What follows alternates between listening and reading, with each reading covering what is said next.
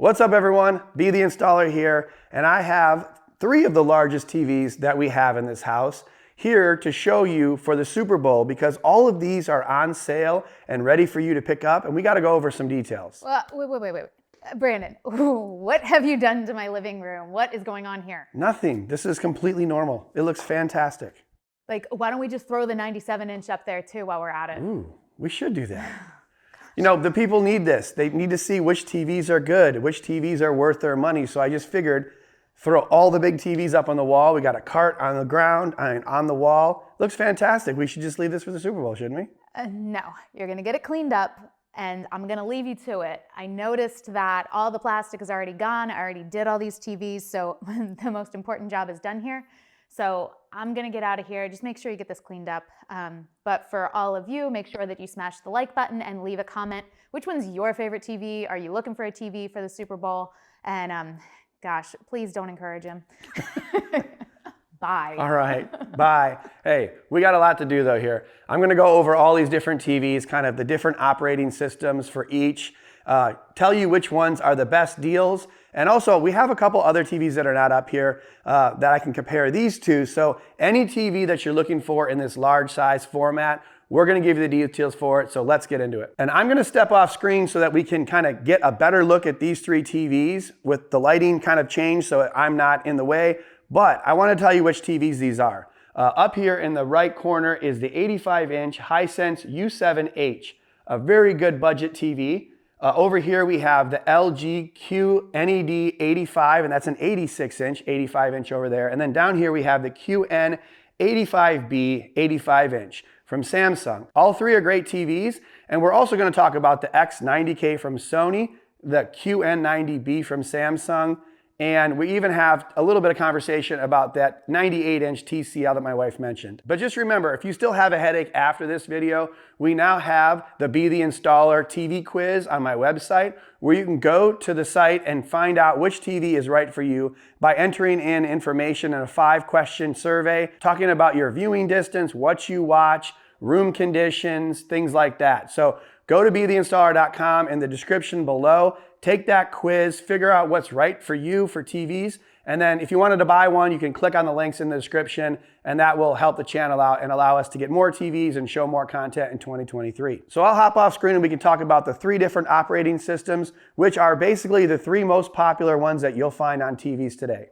So as we get into this, I just want to let you know that I'm not going to try to get super technical with this information. I am trying to give you guys the best information for buying purposes, not necessarily every technical spec. Sometimes even I find that hard to digest when you're comparing all kinds of different TVs. So the first thing is that LG has what's called the WebOS 22. Like the other 2 operating systems, I find the WebOS very usable. It's very straightforward. It doesn't have every single app that I would want it to have, but it does have most of them. And they're all aligned pretty straightforward in a bar at the bottom here. You do get quite a bit of advertising information. You get all these different things that you can watch. I mean, they got these big banners at the top, but I think it's just fine. Now you do get the LG channels, which are pretty cool if you don't have a cable box and you're just a streamer. I mean, it does give you an opportunity just to get all kinds of free stuff if you're bored. So I think that's a great addition. And I think they have a couple hundred channels, maybe more, but it's something that they've only had for a couple years now, and I really like it. And so it's a pretty straightforward operating system. Again, you get those LG channels, and I forgot to mention, you do get this magic remote where you get the little cursor that goes around. It is the only one of these 3 TVs that has such a feature. But with that said, let's move on to the Samsung. So Samsung has the Tizen OS operating system. I find this to be very good as well. And you have it split up into a few different sections. So the media one is probably the most commonly used, where you can get into all your apps. And again, like the LG, you have the ability to get into a lot of apps. And Tizen seems to have more than the WebOS did on LG, but they're fairly comparable. Samsung also has their own TV channels. They've had this for a little bit longer, and there's a few more channels in this. I really like the Samsung Channel Plus. I've used it for years when I've had Samsung TVs, and it's kind of how I got addicted to Kitchen Nightmares. Pretty funny. I'm not sure if you guys have seen it, but amazing show. Gosh, Gordon Ramsay is just such a jerk on this show, but pretty cool show and just an example of what you get with the Samsung TV Plus. Big fan. But then on this, you also get things like the game mode, where not only can you access your Xbox or PS5 or whatever, but you can also go online and just play without your system connected to it. So we have the Xbox Ultimate Pass where we have all the games accessible online, and so you just connect a controller to it and you can stream it straight off the TV. So that's pretty awesome. All kinds of games to be played, and you can, just get lost in this if you're a gamer, I'm sure.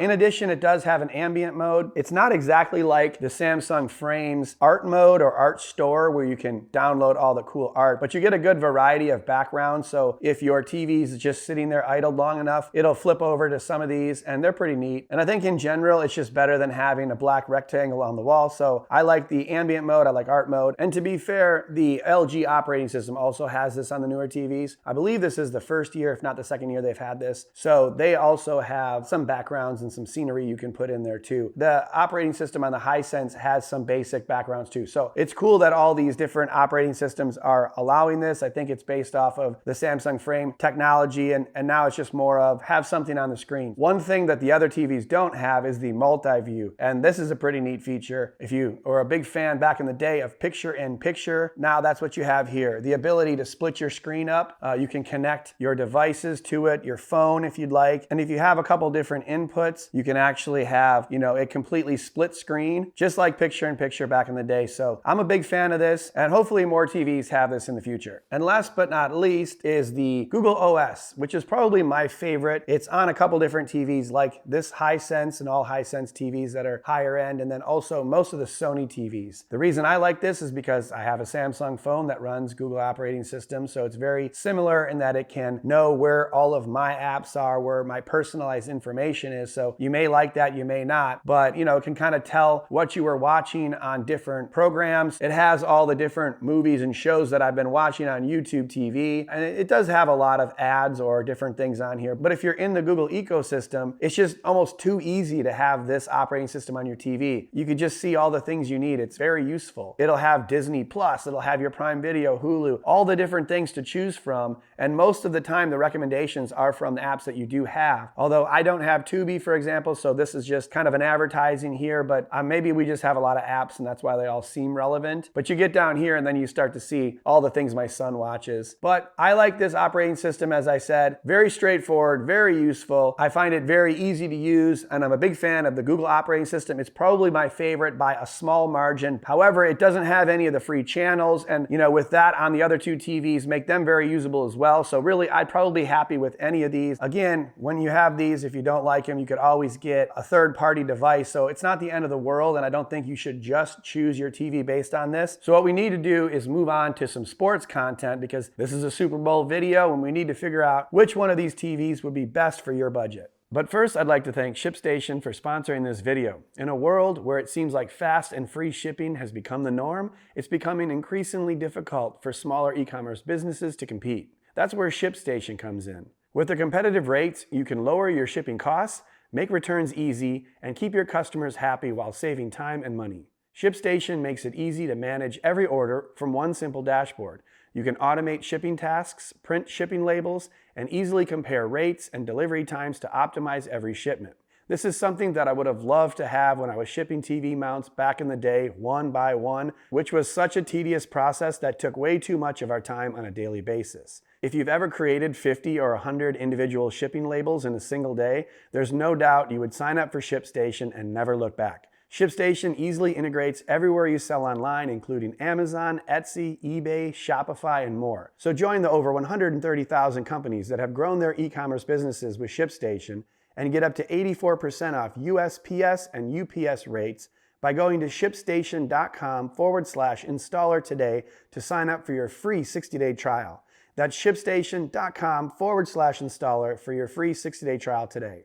All right, to make this simple, there's a few things that we should be looking for. I think it's fair to say that when we're watching sports, we want the TV to be fairly bright. We want it to be able to handle reflections in a bright room if we need to have that. And we want it to have good motion and not pixelate too badly when there's fast-paced sports moving. So we'll kind of go over that with these three. All these are set to very similar settings to where I would watch them and to make sure that they're on a very even playing field. But you can probably see that the Samsung on the bottom is a little brighter than the other two TVs. And that's one of the great features about these Samsung TVs. Very bright and vibrant pictures, but you know, this one's a little more expensive than the other two, and we'll talk about that in a second. And I did forget to mention early on that, you know, the Samsung and the LG in the top left are both mini LED TVs, where the U7H in the top right is not. So it's doing quite well in comparison when watching some of this sports content, knowing that technically it should be a little bit further behind, maybe not as good of light control, maybe not as bright as the two mini LED TVs. But yeah, definitely the Samsung a little brighter, a little bit more vibrant. And I think that that would be one of the main factors with regards to watching sports on this, knowing that all three of these TVs have fairly good motion and upscaling ability. Because if you're watching the Super Bowl, it's unlikely that you're going to be watching it in 4K on the streaming services. If you are, you're lucky. But most people will be upscaling that from HD to these 4K TVs. So when you have a giant screen like this, you want to see, can the TV handle that upscaling? Does it look clean and uniform without pixelation issues? Does the motion look even and smooth? And I think all three of these TVs do a great job of that, and I'd actually have a hard time deciding which one of these would be better for the motion control. So all things being equal, I think that the Samsung is a little brighter and has a little bit better contrast. Then we have the LG in the top left, which is probably the next brightest, or at least it has the most contrast with that mini LED. And then the U7H on the top right has the least amount of contrast, but still fairly bright for how inexpensive that TV is. So even though the main point of this video was to talk about how good these TVs would be for the Super Bowl or for other sporting events, I think most people are probably going to be watching some HDR movies, some Netflix, things like that, and maybe even some gaming. So let's flip over to an HDR movie so we can tell you the benefits of these TVs when you get into HDR content. So when watching HDR movies, you know, obviously you have a higher dynamic range, that is HDR. So you're looking for extremely bright highlights, but still retaining detail and shadow areas and just getting an enjoyable picture. And again, all three of these TVs seem to be doing a great job of that. I can differentiate the contrast levels between the three TVs a little bit. Again, Samsung and LG look like there's more contrast and you get, you know, kind of a better range of those dark and bright highlights. Whereas the Hisense doesn't have quite the native contrast, but I like that it's still quite bright in this movie, especially with a lot of darker areas. These LED TVs and mini LED TVs can struggle to a degree, knowing that all of them have dimming zones and they can have some blooming where light can bleed through in areas it shouldn't. But all three look great. Again, the Samsung is a little bit more punchy than the other two, but the Hisense in the top right is holding its own. And I think the LG Q90D85 is still very good. And if you didn't have the Samsung below, I think the two top options would be just fine in watching this sort of content. None of these TVs are calibrated, so I'm actually not 100% if the Samsung on the bottom is oversaturated. Sometimes Samsung's criticized for having oversaturation of colors, so you'd probably want to have all three TVs calibrated to make it an exact comparison, of course, but most people aren't going to calibrate their TV when they get it home, so I just try to give you what you get out of the box. And out of the box, I like all three. I think the Samsung is a little bit oversaturated, but I wouldn't have noticed that if I didn't have the other two TVs here, and if I had the other two TVs or just one of the three, I think I'd be very happy in all instances.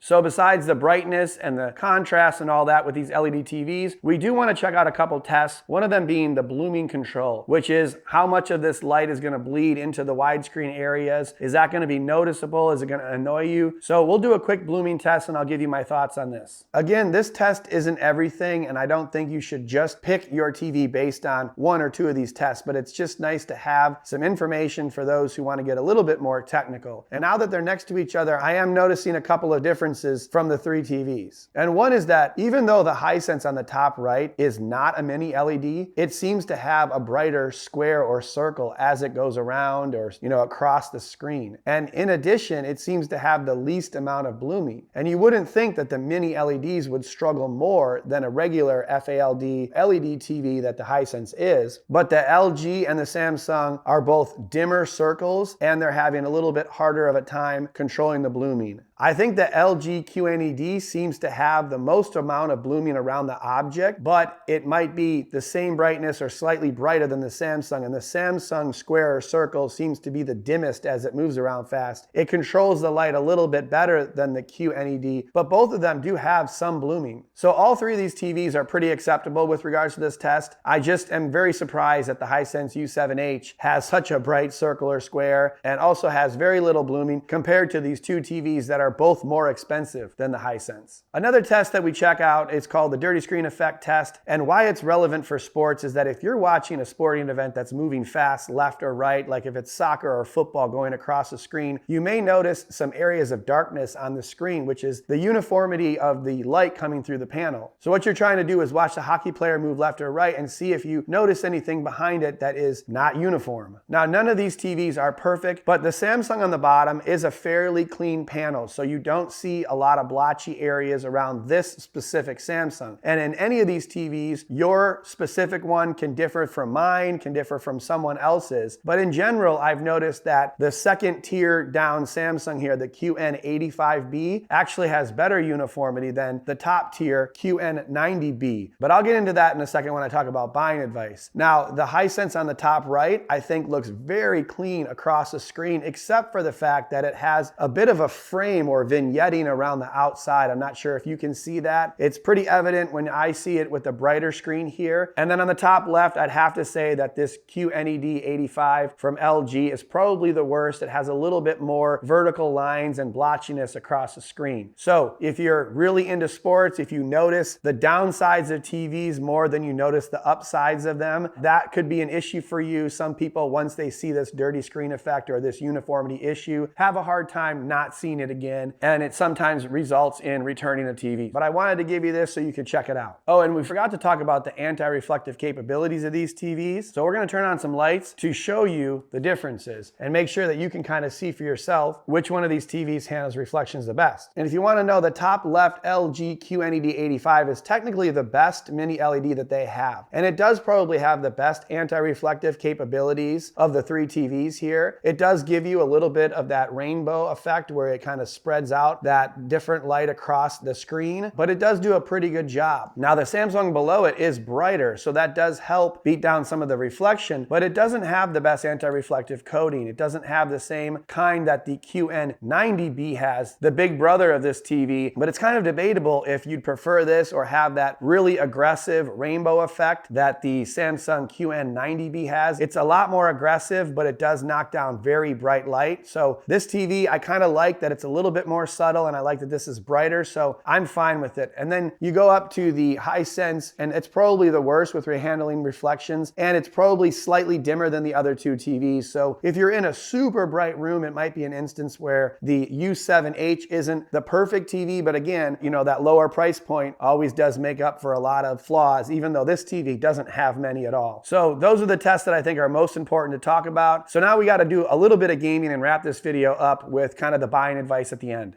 Okay, so quick overview of the game modes, because obviously some people game and all of these TVs are great for gaming, but there's just little differences that I want you to know. First of all, the top two TVs, the LG QNED 85 on the left and the Hisense U7H on the right, both only have two of the HDMI ports that game 4K 120. Now you can game on all four of the HDMI ports, but you know, the 4K 120 is one of those standards that's now great for, you know, gaming on next gen consoles or for PC gaming at a high rate, gives you the lowest input lag, and you know, that's kind of what gamers are looking for. And the Samsung on the bottom actually has four HDMI ports that can all do that. And all three of these TVs also have VRR, and the LG and the Samsung also have FreeSync Premium or G-Sync, so a couple extra features. And if you see, all three of them have some sort of game bar. The LG has this cool game bar sort of in the middle where you can see all the different frame rates, you know, all the optimizers, low latency modes, if VRR is on. The Samsung has the same, it's a little bit larger across the bottom of the screen. You may like that, or maybe you don't, because it kind of takes up a good amount of the screen there. Both of those are very nice. Then on the top right, you have the Hisense that basically has a very small one to the side there that tells you the frame rate, if it's on HDR or not. VRR, and then game mode is on or off. So really, if I had to rank these, I'd say the Samsung is probably the best for gaming, the LG probably second best, and then the Hisense is probably the third, but I think they're all pretty good. And so really, we just need to get into picking out which one of these TVs is right for you, and even showing you a couple of different options that I don't have here, and ranking these for best big screens, best deals. So let's do that now.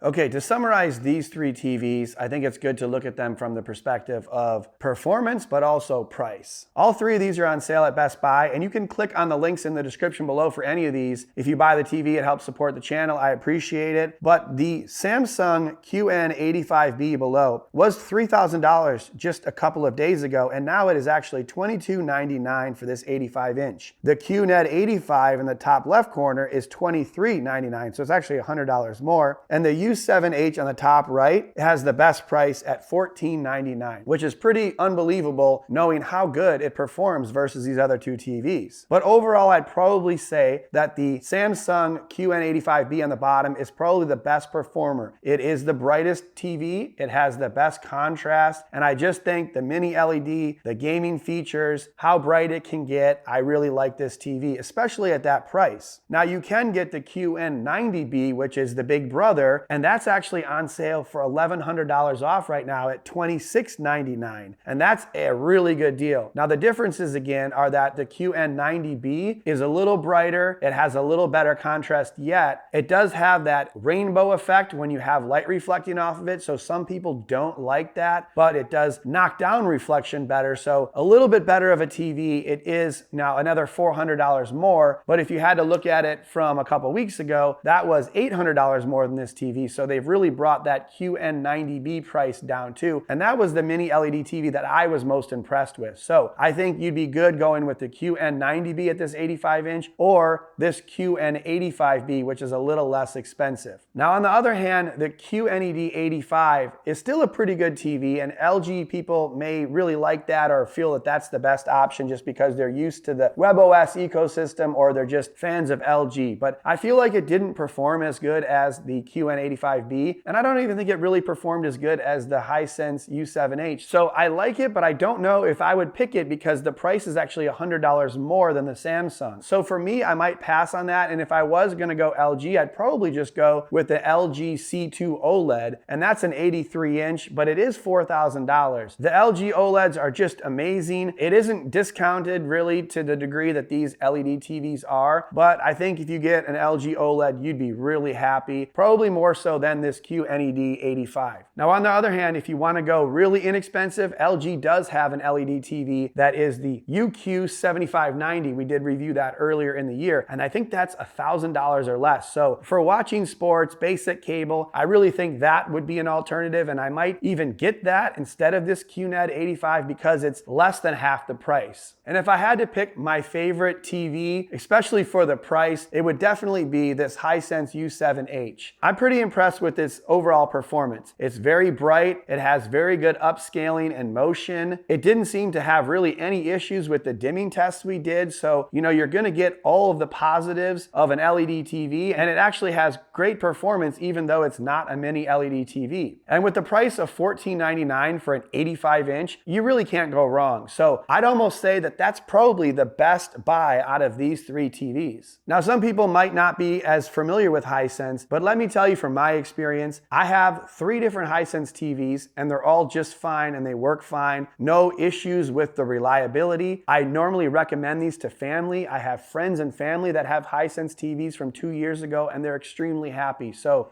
that's your decision whether or not you know it or you feel comfortable buying a TV brand that you're not as familiar with, but I'm very happy with the U7H. And then my other budget option, it's kind of in the middle there, is the Sony X90K. That is an 85-inch that we reviewed earlier, but we only had the 65-inch. And knowing that a lot of people love that Sony X90 series in the 85-inch, it becomes a huge buy around the Super Bowl season. I see those going out of Best Buy left and right. And this year, that X90K is actually $2,000 on the nose. Now, I don't even know if it necessarily outperforms this Hisense U7H. It's probably very similar to it, but if you're familiar with Sony and you're like, I'll take a Sony over a Hisense, I would recommend that X90K as the model to get, and it's $2,000 for an 85-inch. And lastly, if you're looking for an absolutely massive TV, I have to tell you about the TCL R754 98-inch LED TV. I'm thoroughly impressed with how good this TV is, and I've made a bunch of videos about it, so you can check all those out if you want to, but it has a lot of the features the U7H has. It's a fairly bright TV, it looks great for sports, good motion control, not a ton of blooming, and again, it's 98-inch. When it was $8,500, it made it a little bit hard to recommend, but right now at Best Buy, it's $49.99, so $5,000 for a 98-inch TV. And when you think about the other TVs in this category, none of them are even close to $10,000. So check out that TCL 98-inch R754 in the links in the description below. You can check out all these TVs down there, and again, you can go to BeTheInstaller.com and take that quiz. If you're still confused, it'll pop up the most logical choices for you depending on your circumstances, sitting distance, size, what kind of content you check out. So make sure to check that out. But let me know what you guys think. Are any of these TVs on your short list? Let me know in the comments if you've had experiences with these, the pros, the cons. I want to hear it all below in the comments. And make sure to smash the like button on your way out, subscribe, and be notified for the next video. And one more thing, if you guys are interested, I just uploaded a new video on Be the Consumer about this new Engway Engine Pro e-bike that I reviewed. Pretty cool bike. If you want to check that out, click on the link right here, and I'll see you guys on the next video.